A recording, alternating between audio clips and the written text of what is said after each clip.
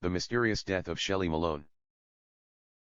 On October 18, 1992, paramedics were called to a field in a wooded area outside the Plains, Virginia. 37-year-old Shelly Malone, an accomplished horsewoman, had been badly injured in a riding accident. As paramedics struggled to save Shelly's life, her boyfriend, George Carhart, and two other friends, could only stand by helplessly and watch. One of them, Erica Stumble, was the only witness to the accident. According to Erica, Shelly's horse had stepped on her and kicked her repeatedly. One blow was apparently powerful enough to rupture her heart. Shelly died later that day.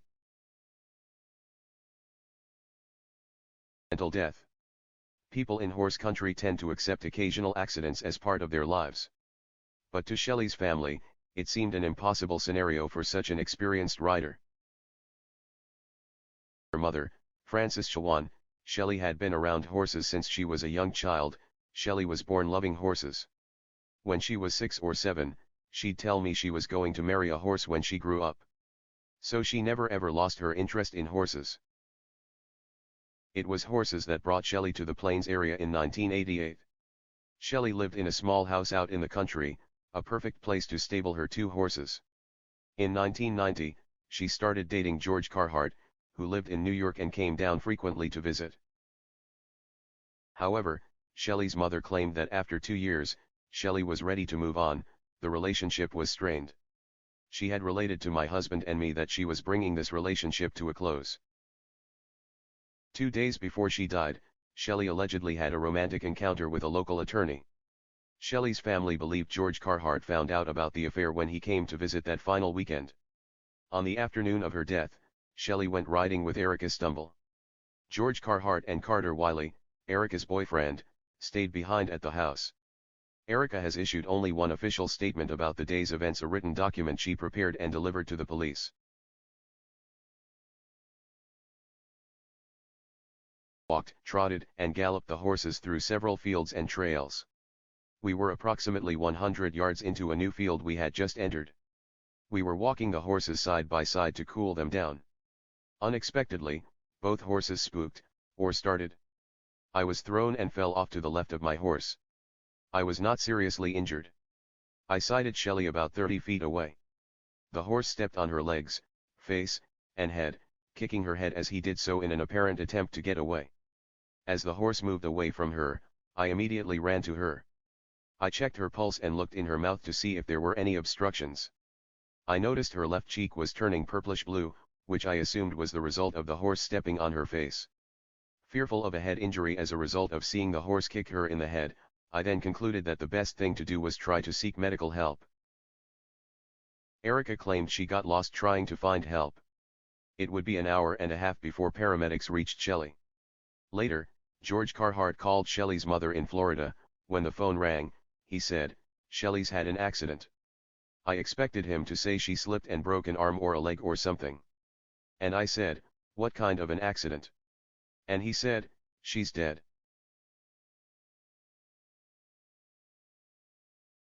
When they arrived at the morgue, they were shocked by what they saw. According to Shelly's mother, her daughter looked like she had been involved in much more than a riding accident. One of the clerks there showed us the Polaroid of my daughter's face. It was so battered and so swollen, her eyes were black and blue, that I didn't recognize her. The coroner ruled Shelly's death an accident, but other events made Shelly's family even more suspicious. 2 days after Shelly's funeral, her family members visited her house. According to Shelly's brother Jeffrey, George Carhart was there. There was a pickup truck backed up to the front porch, and there were some large pieces of my sister's furniture on there, and they were moving stuff out and loading bags up with her clothes and her belongings.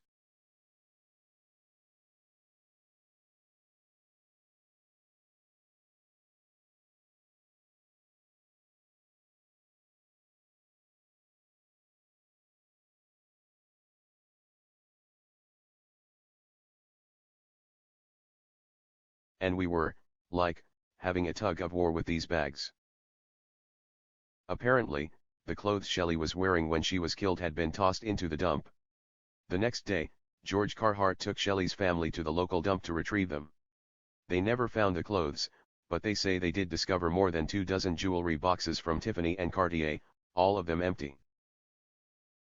And then there was Shelly's truck. Her family found what they believed to be bloodstains inside. They asked Detective Tony Lewis of the Wilton Manors Police Department to test them. I did a field test to tell whether or not it was human blood, and the field test was positive. From the angle where the blood was on the passenger's seat, it appears that it came from a head wound.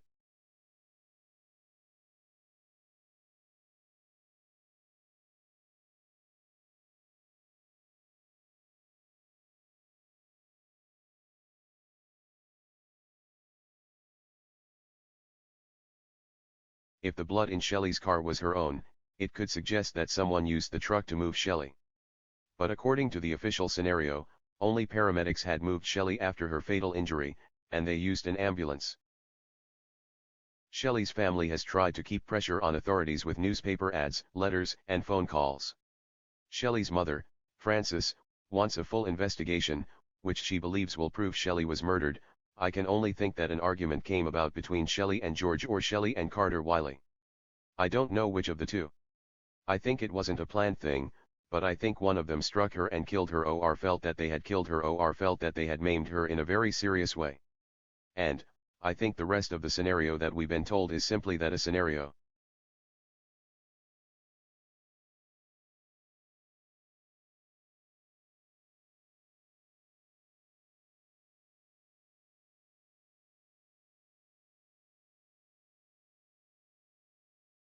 The family continues to hope someone will come forward with new revelations about how Shelly died. The end. Thank you for watching. Don't forget like and subscribe.